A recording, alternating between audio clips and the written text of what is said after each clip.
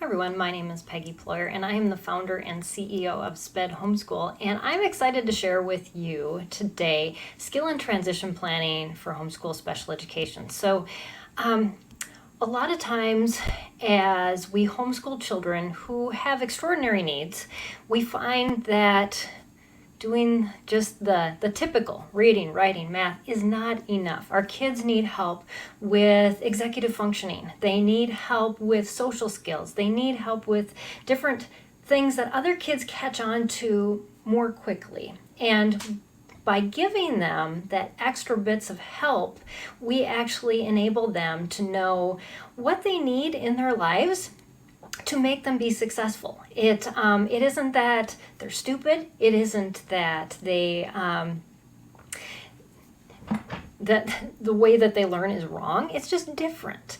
And I just want to encourage you, if you have a different learner, that using curriculum is great, but there are going to be some things that you're going to need to do to help them with specific skills and in transitioning through all of their schooling to be more successful, and also in transitioning more and more out of their schooling situation and into life. Because some of your atypical learners are very good at school, but they were really bad at a lot of other things. That's me. And that happens to be my children too. And so incredibly intelligent intellectually, but socially not so much. So I'm going to tell you just a little bit about me and my family to kind of get you to know who we are and why this is such a passionate topic of mine. And then I'm going to give you lots of resources. And so I want to encourage you, if you want the handout and if you want all of the URLs that I'm going to be sharing in this talk, I already have them ready for you. So if you go to our website, spedhomeschool.com, if you see the little logo right there with the website under it, just go to that homepage. There's something on there that says free downloads, and so you have to scroll down on the homepage, but on that free downloads page, if you go down to the bottom, there's the handouts for all of my talks, and you will find skill and transition planning for homeschool special education, and that is what you want. So download that for free, and don't worry about taking pictures of all these slides or trying to keep up with writing these sometimes long URLs down. So I just want to encourage you that that is something that I have for you. You don't need to worry about it and panic. Just listen and be encouraged. That's what I really want for you today. So this is my family. We started homeschooling 19 years ago. Yes, I'm really that old. My oldest is the one with the sunglasses and the black cap. My husband's just the one in the black cap without the sunglasses. Sometimes it gets confusing when you have older kids. And which one is the spouse and which one is the kids? So anyways, I have graduated 2 from my homeschool. My oldest is just turned 24, and my middle one just turned 22. He's the one with the scarf on. And then my daughter in the pink hat. She's 16, will be 17 in a couple months.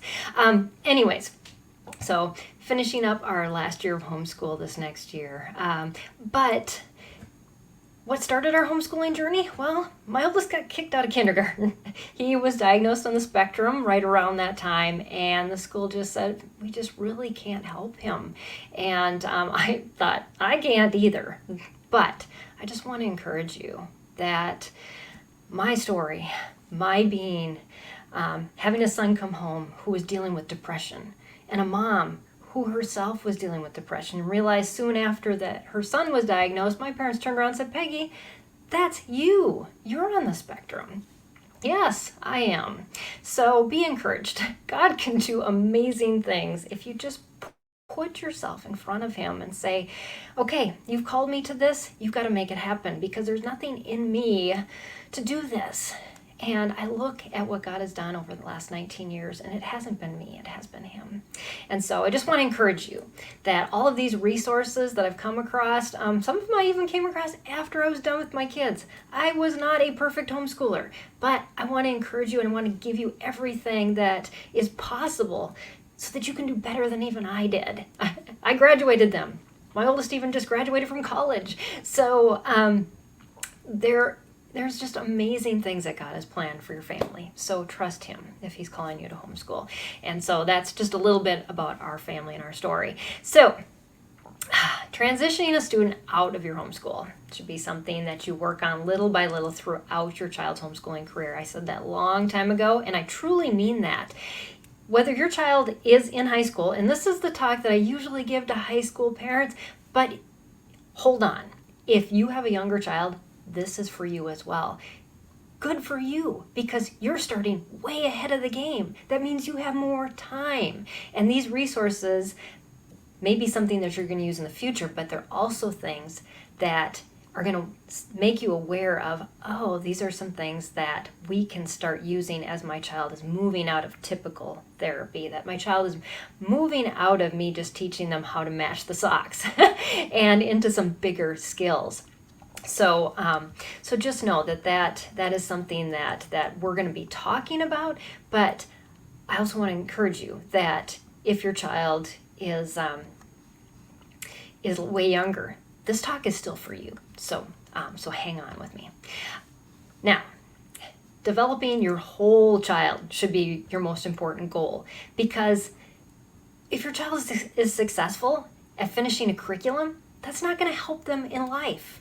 They're not going to be able to say, but I got A's in school. We all know that those A's in school only go so far, that there is so much more to your child than just their academics. So remember that and remind yourself of that on a consistent basis. These are skills, and I tell you, the things that I look back now on and say, I'm so glad I spend that much time on teaching my kids, weren't their academics. It was them getting along with one another. It was working on social skills. It was working on things that they still aren't perfect at, but would have been way worse off if we wouldn't have spent all that time on those things. So, teaching your kids to do things around the house, how to develop their own faith life, to work with other people. These are the things that are equally important, if not more, than their academics. Unfortunately, in the homeschool realm, all we talk about is school, school, school, school. But skills in life and in just relating to other people are so very, very important. And for our kids, especially those of us on the spectrum, these are things that we need to have people pouring into us saying, you may do it different, but it doesn't mean it's wrong. You just may need a little bit more coaching.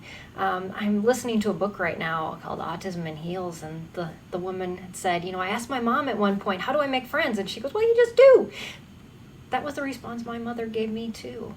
And it made me feel stupid because I didn't figure it out on my own. It took me many, many years to figure out how to make friends. So while you're doing this for your child, just know that you're equipping them for a better future. So listen to those questions that they have about, how do I do this? Because they really are serious. They need help with those things. All right. So creating documentation. So a lot of times parents go, I don't want to have to keep records. My state doesn't require them. Why do I need to do this? And we talk about homeschool IEPs. We have a free download. If you go to the free downloads where I have this handout, just know that also there is an IEP template and a step-by-step guide on how to do that. Why would you create documentation? Well, because sometimes when you're dealing with professionals who are used to dealing with public school students and parents who have their kids in the public school realm, they ask you for your student's IEP. That's the language that they speak. So they want that document because that helps them get a summary rather quick on what's going on with your child in the school setting, social setting, a lot of other things. So just know that from that standpoint, that can be important, especially if you're trying to communicate those things. On the other hand, you're creating history. So if your child eventually needs accommodations and modifications, more accommodations in the workplace, you have documented over many, many years the things that you've tried, the things that have worked, and how long you've been working on them to help your student. And it will allow them to be able to advocate for themselves using this information. So don't think, oh my goodness, this is just another thing that I got to add. It is a tool you are providing for your student as you create this document. Don't stress over it. It's pretty simple actually once you've done it. And if you use therapists and you have other people on your homeschool team, which I highly encourage, we've got lots of YouTube videos about that on the SPED Homeschool YouTube channel. But just know that once you've done it once and you've utilized people that maybe have done this before, it doesn't seem like such a daunting task. So I just want to encourage you on that. Okay, next. If your student is in high school and you're at the point where you're going, I don't know what skills they have, I don't know what they don't have. We've been working on things as they've been growing up, but I know there's gaps, but I just don't know where they are. This is an amazing resource for you. The TAGG test is called Transition Assessment and Goal Generator. It's an online assessment that costs you $3. And not only do they give an assessment that is for professionals, but they give one that parents can understand. So I highly encourage you to check this test out. And on the handout, I have the URL that you can go to access this very quickly. So just know that this is a really good place. It runs through everything that strengths and limits of your student, disability awareness. Are they even aware of the things that they struggle with? Are they being persistent, or are they just kind of giving up? Do they interact with others well or not? What is their goal setting abilities, and can they attain new goals? How employable are they? And do they need community support, and do they know where to go to ask for it? That's the types of things that this test goes over. So really good assessment. I want to highly encourage you to use that if you feel that might be necessary. Okay, there's also another one that is a free downloadable. If you don't feel comfortable with doing something online, you do have to create an account for the past one. It's your own private account. It's not shared with anybody, but if you feel like, I really don't want to put that information out there, that's fine. This is a free download. It's 64 pages, and it's put on by the National Transition. It's a Transition Assessment Toolkit, and it really goes through all the same things as the TAGG test does, except it's more of a step-by-step guide for you to follow, and then it gives you resources as well. So another thing you can look into.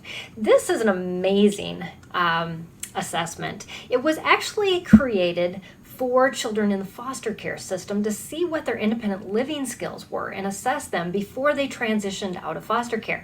The great thing is it's free and it's accessible to anyone who wants to use it. Actually, a lot of high school counselors use this free test. So I encourage you. It is written for teens, and it's written for the teen to use. Again, that URL is in the handout, so don't feel like you need to write that down. Just go get the handout. It takes a youth typically about 30 to 40 minutes to complete this test, and then the answers are available immediately to you. And it also, after that, gives you some resources to help you be able to fill in gaps that the assessment points out. So again, an incredibly good resource for parents.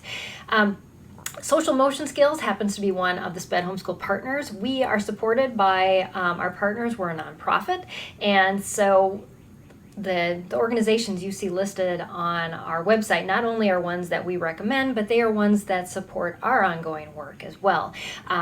So social motion skills is also associated with Encuentro, who I'll talk about in a little while here, but they have a free social skills survey on their website, and again, that URL is available for you on the handout.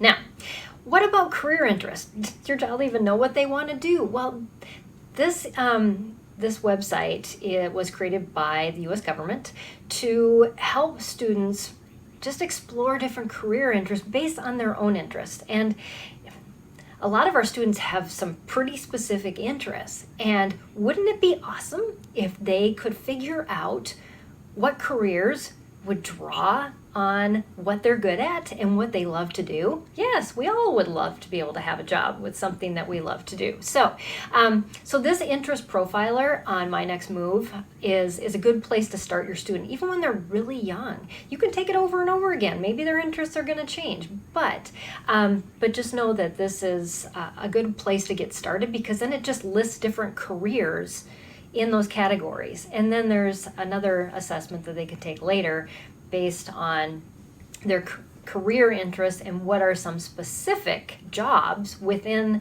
that set of skills or that line of work. So another great resource. Now, if your student is going to need accommodations as they go into college, as they go into the workforce, it's important to know that the accommodations and modifications that a student gets when they are in the K through 12 years they're mandated by the Individuals with Disability Education Act. That only lasts within the school setting. Once a child is past that setting into college or a job setting, there's another law that takes over, and I'm blanking on that right now. It's the ADA law, sorry. The Americans with Disability Act. So that ADA law only covers accommodations, not modifications. That means an employer does not have to change the job description. They only are required to provide accommodations to make that person successful within the same job as a typical person would do. So again, back to this documentation that you may be creating, it's important to know that as your student learns, these are accommodations that really work for me. Document, document, document. Because the more you do that, and then you're able to show it to an employer or to a college or to the college board as your student is applying for accommodations on maybe the ACT or SAT, you have a history of proven success with these accommodations, and you're more likely to get them in all of those places. But on this website, askjan.org, they list various accommodations that workplaces are required to provide for people with disabilities, and that can be taken backwards to colleges and other things. It's everything that's in the ADA law broken apart in much easier to understand language and skill sets. So that's a great resource as well. What about assistive technology? What's out there? There is a lot. And so I encourage you to look into what's available. Some of it's rather pricey. So if you can find a way to rent it, to try it, and a lot of things are moving now to mobile devices, which are great because then it's just an app. It's not this huge device that you need anymore. For some students, it will be things like standers and magnifiers and larger items. But for other students, it may be something that is not even considered an assistive technology anymore, like speech to text. We all use it. It's all accessible to every one of us. So just know that there are a lot out there. PACER is based out of Minnesota, and they do some rentals. So if you're located there, that's an incredible resource for you. But their website is accessible to anybody, and they do break down a lot of different assistive technology that students can utilize during that transition planning time to just try it out and see if it might be a good fit, or just to see if it's something that you should pursue looking into during those years that you're kind of trying out different skills and seeing if your student can rely on that assistive technology versus you. Because we tend to be our child's backup for a long time, and we want to transition them out of that, and that's what assistive technology and teaching them those skills is a lot about. Okay, a transition notebook. Now, not only in creating your IEP are you creating the documentation, official documentation, but what about what your student needs access to? Do they know their social security number? Do they know different specific information? It's kind of like a little sketch of really important information that they need to be able to access really quickly. What about their daily routines? Are all these things written in the same place? Now, it may be something on their phone, some alarms that go off on a regular basis, something they have that's accessible by their fingerprint on a device that they own because you want to have it securely, it's that information secure. Or do they know how to access the person who has that information for them if they have somebody who is a guardian or helps them with making certain decisions? So, and if they're nonverbal, are you writing down what their likes and dislikes are? So if you change care providers or if they transition into a group home or something else, all of that is already there. And then just keep that transition notebook going. And so, start writing those things down for your student if they can't. If they can, help them to start documenting these things for themselves so that they have some different things to be able to point to say this helps. I'm going to show you a resource that actually helps you walk through this step by step. I'm not exactly sure which slide it's on, but it's called My Key Plan, and they are on our website as well. They're one of the SPED Homeschool partners. So, there it is. But My Key Plan is it's just a transition portfolio. So it walks you through the process of all the things you should be documenting for your student, and it puts it in one nice, neat notebook for you. So and they even have a virtual one right now that's available, and it walks you through that process so that you can have all that information ready to print out or accessible to someone else who may need that information. So that is a great resource, and again, you'll be able to access that on the handout. Next is just some different skills improvement strategies. So I'm going to show you some different websites you can go to help your students on specific skills. And then we're going to talk about just different things that you can do at home to do that as well. So now this is the partner for social motion skills. It's called Encuentro. And Encuentro works on job skill training and also more virtual types of training for students who are 18 plus, which is Work Smarts, but they also work on social skills training in like small group settings and also in an online program. So if you feel like don't have access to a social motion, or not a social, but a social group where my student can work on social skills, this might be something that you might want to look into if you have reliable internet. So anyways, that's one resource, and again, it's listed on the handout for you already.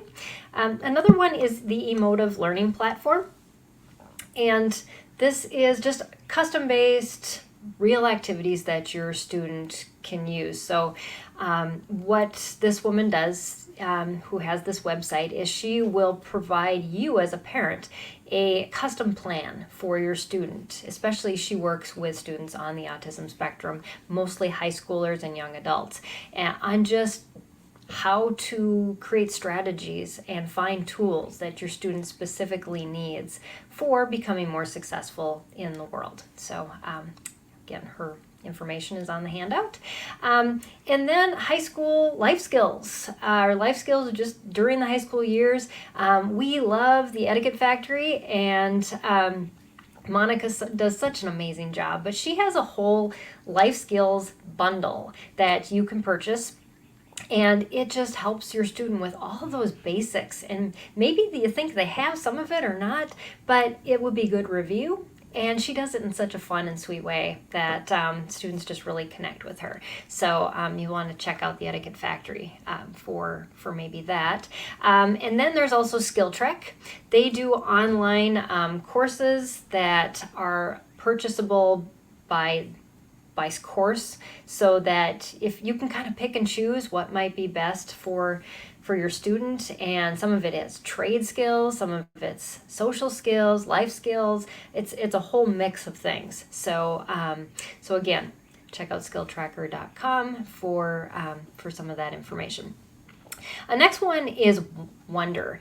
And Wonder is a social emotional training tool.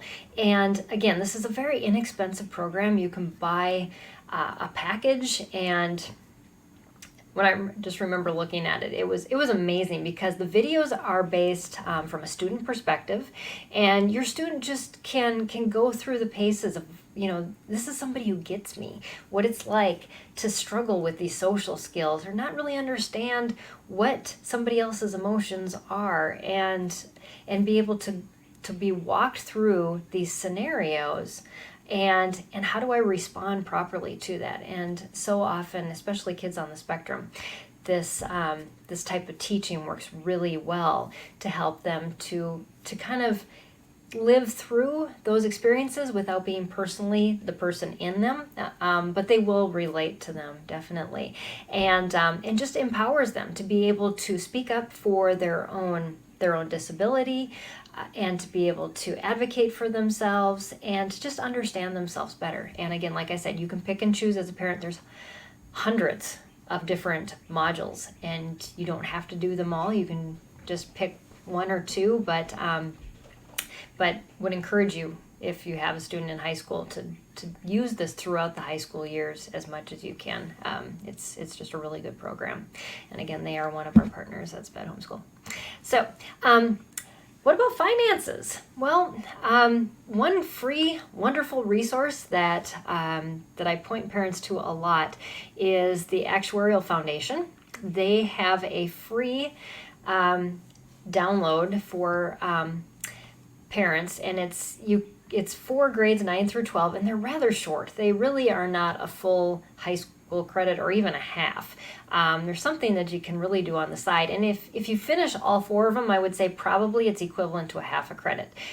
So if you're keeping credits on a subject based, you could actually consider this as a finance class that you did overall 4 years for a half a credit. So and really, you can consider all of these things as credits in high school, depending on the amount of time. So just know that if you spend anywhere from 120 to 150 hours, that's considered 1 credit of high school. So just document what you're doing and the time that you're allocating to these different activities. Therapy is school. Life skills are school. These are things that our children need, and especially if your student is not going to college and they're doing all these other things, keep record of them. These are important. These are things that they're spending a lot of time on, and they should be rewarded that this was an accomplishment of theirs by getting through that. So it's not something that a college is going to look at and say, oh, well, yeah, we definitely needed you to work on therapy skills to enter our program. But finance? Hey, a student that took finance, that is an important thing. And so we even though it's a life skill, it's often seen as those that go on to upper education as something important.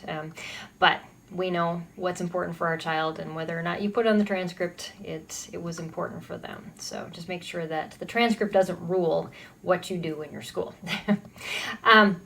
Blue Collar Homeschool is a great resource for parents, especially if your students aren't going to college. So I know I spoke a little bit about those transcripts.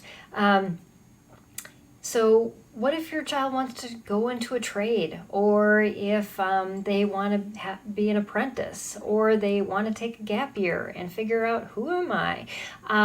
Cindy LaJoy is amazing, and you definitely want to check out her website at bluecollarhomeschool.com and all of her resources. And I also want to note that if you have a child who's adopted who deals with fetal alcohol syndrome, and it's amazing, we do not talk about this enough, but Cindy has personal experience of raising kids on with fetal alcohol, and was the basis behind Blue Collar Homeschool. So just check out her resources and see what she has to say. Even if your child's younger and you're going, well, I'm not sure if that's going to be important or where we're going to be headed, but look at and see what she has to say, and follow her definitely. So, all right. What about speech skills? How do you work on speech? Especially if your student says, I am done with therapy, or you're thinking, we really need to kind of transition out of this because either my student has just said, I'm done with working with therapists, but there are some things that you can do that that normal adults do to work on speech skills. So you can read plays out loud. You can have your student even just read out loud. I know I do companion reading still with my youngest when we do her high school classes. The reading sometimes just gets too much for her. So I read a paragraph and she reads a paragraph, and reading out loud is difficult. But that helps her with those speech skills and just articulating words and all these other things. Do role playing. Have your students order from menus as much as they are comfortable. Maybe even have a pretend menu at home and for dinner one night, and have them order leftovers. What's in the refrigerator? We'll put it on a pretend menu and we'll pretend ordering our dinners tonight. So asking directions. That's another thing. And then being able to know what those directions were that were given them. Singing songs helps with speech skills. Having your student memorize jokes. That I created an audio tape for my son once, and that taught him the timing of how to develop, give the punchline, to wait, and he copied and mimicked that so well, but it helped him with his speech skills over time as he did that. You can do storytelling out loud. When we hike as a family, we do storytelling. We think up 3 things, and the other people in the group, and then whoever is assigned the story has to make up that story using those 3 things. It's always funny, and it makes the time go by fast, and they're working on their speech. Using puppets is another great way to do that. Kids, they may think puppets are silly, but they will never outgrow them. They are fun. Or just acting out a historical figure. If they have somebody that they are just obsessed about, have them research them. Have them be that person, dress up as that person, and give a speech as that person, telling about themselves. So those are some different ways you can work on speech skills instead of just going to speech therapy. So what about therapy outside the programs like occupational therapy and physical therapy? Well, I would encourage you to think outside the box on that, like maybe martial arts or swimming or golf. These are lifelong sports that adults love, and they're normal and really do help anybody with those types of physical skills. Maybe tennis or rollerblading, ice skating, biking, walking, running. Just cooking requires a lot of fine motor skills. Of course, there's yard work. Those are large motor skills. House maintenance, that kind of uses both of them. Auto repair, they're getting in with those little tiny things. Some assembly required. I know always when I order furniture or anything with all those crazy instructions, I get a child to help, if not do it themselves. That is a great life skill, as well as it just has them using their hands and doing a lot of things. So gardening, washing the pet, all of these things. Then social skills. Join a club, especially a special interest thing that they're interested in.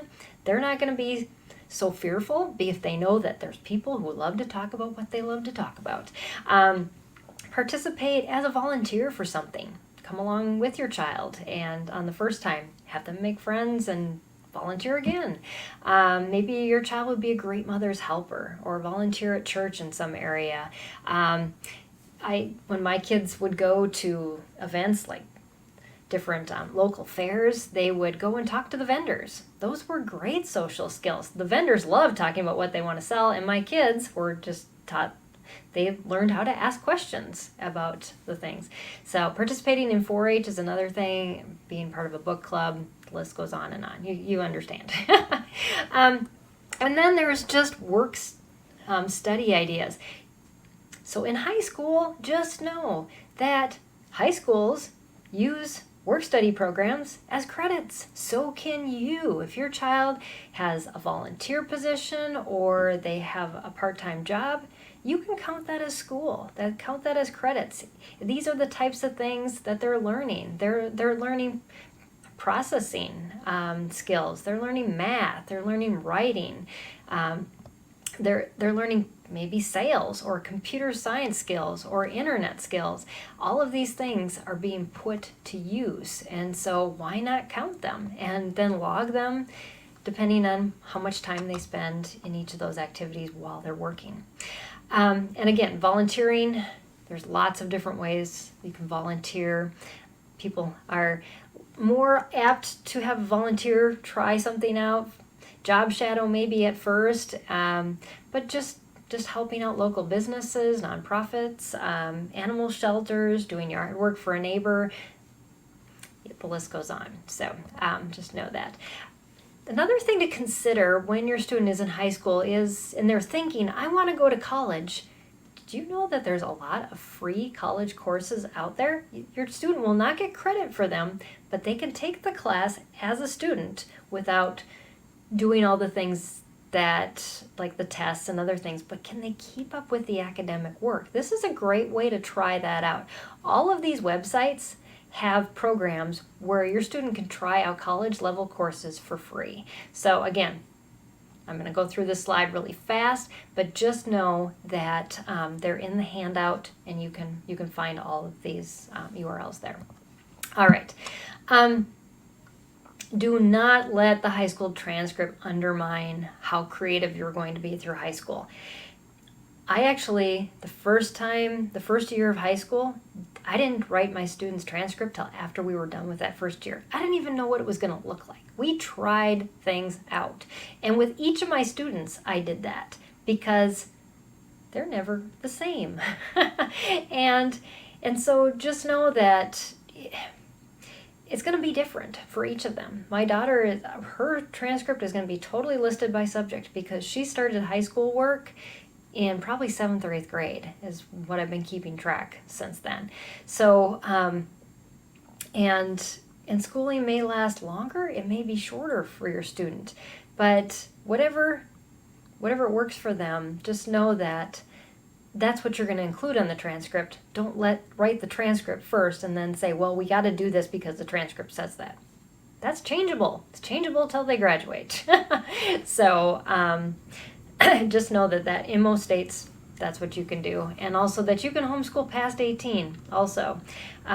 When your student's ready, that you can do that. But make sure you do check out our website has links for all the state homeschool laws, so you can find that as well. But there are ways to be creative. There are ways to make schooling last as long as your student needs it, and just don't feel so restricted. What a lot of people will tell you needs to be on the transcript is what needs to be on the transcript to be accepted into a typical university. Not even sometimes into your local community college. You need to go to those places when your student is getting closer and say, what needs to be on my student's transcript? And then make sure that when they finally do graduate, the stuff that they need on their transcript for where they're going next is there. And that means sometimes that we leave certain things off of their transcript because it isn't important for where they're going next. Or we fill in things on their transcript because that's what they did, and that's what it really gives a good summary of their high school years. So don't feel bound that I've got to have English 1, English 2, English 3, whatever, all of these things listed because somebody said that. No, it only matters what's required by your state law and what is required by where your student's going next and using that transcript as means for entry into that trade school, that university, whatever. Okay, derailment happens. I'm going to let you know this. You can have a well-laid plan, and then there's your student. I have a whole article on this on our website, and my time is running short, so I just want to encourage you that if at some point your student says, I am so done with this, you need to listen to that. This is their life. It may be your teaching, your desire for them, for their future. But eventually, they are the one who is going to take this transcript, is going to take the things that you taught them and use them in real life. So I prayerfully considered everything I taught each of my kids, especially as we got into those high school years, and then discussed it with them. They knew that some of the decisions they were making were going to have huge ramifications on what they could and couldn't do after high school. My middle son said, I don't care what my transcript looks like. I want to do this in high school. I want to try these things out. And I said, okay, God has given me peace about this, so that's what we'll do. So just be encouraged that sometimes your best laid plans are not God's best laid plans or your child's. And if you have peace about following what that looks like, and God has said, let go, it's okay, you will find that was the best plan anyways. Okay, want to know if your child's even ready for post-secondary education work? I know I talked about some of the free classes, but also this Transition Innovation Center has a course that you can access to see if your student is actually ready. And so I encourage you to look at that as well. And again, the URL is on the handout. Just want to encourage you, we at SPED Homeschool are all about empowering you to homeschool your unique learner, and we do that in a variety of different ways. So I have a weekly broadcast where I just interview different experts. And so Tuesday night, you can join us live from 8 to 9 p.m. Central Time, and we talk about different subjects every month. And if you want to watch some older ones, or that time doesn't work for you, just know that on our YouTube channel, there are hundreds of videos, the full long interviews, as well as 3 to 5 minute segments from some of those from all the interviews, of just shorter nuggets to give you. But our website has tons of resources as well. We have different curriculums, tutors. You heard me talk about our partners. That's what these people are, and we have vetted them. That means we have looked at what they have. We, as parents who have homeschooled children with special needs, and say yes, and Sunlight, yes, is one of those curriculums. And so I just want to encourage you, if you're feeling like we want to keep up with Sunlight, we want, and I think this can work for my struggling learner, or you're considering it. Definitely. We've looked at it and consider it too. It's something that has been successful in our community with parents. So, but then also therapists that are homeschool friendly, testing providers, consultants. We are also doing reviews of different curriculum, and our partners write articles that are on our site, and we have guides and just tons of things, lots of content on there. Just search. And then also we've just released the Empowered Homeschool Network. If you go to empoweredhomeschool.org, that is us. We have some interactive webinars with some of our team members who were ex-special ed teachers and now homeschool moms with special needs kids, and they are amazing. But we also just released a masterclass. This is so cool. We've been working on this for 2 years, but it's a masterclass on how to homeschool your struggling learner through high school. 20 modules with a lot more downloads and videos, and it's just an amazing amount of content. So definitely check that out and see how we can walk you through that high school process. So thanks for joining me for this session, and thank you, Sunlight, for giving me this opportunity to share with your community, and just encourage you parents that you can help your students with skill and transition planning as they go through their homeschooling years and make them successful in whatever God has for their future. Thanks, everyone.